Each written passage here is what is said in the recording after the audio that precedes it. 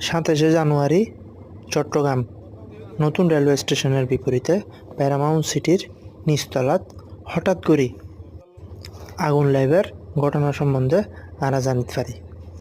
তৎক্ষণাৎ C71 news উপস্থিত হয়ে বর্তমান বিস্তারিত বিষয়গিন ওনারা হাসে তুলে ধরেছে।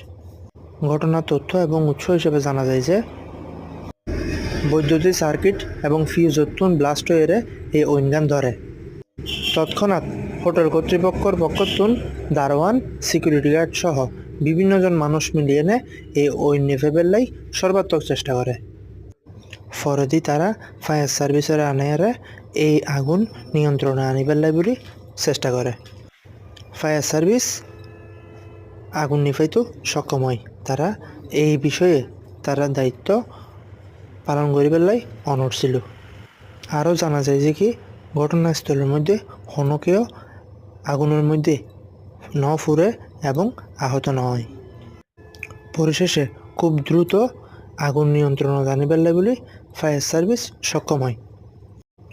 বর্তমানে বিভিন্ন তার ফোরা গেলেও হনডলে ব্যাপক ক্ষয়ক্ষতি নয় বলে আরা জানিতে পারি।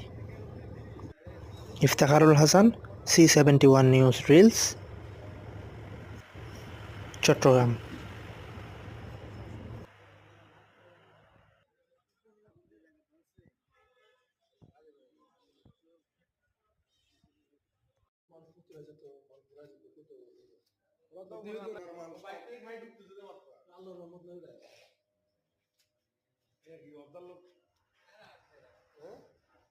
দেখছি যে এখানে যে দেখতে পারি এখানে এখানে আমি এটা ডাক্তার এখানে ঘুরাবো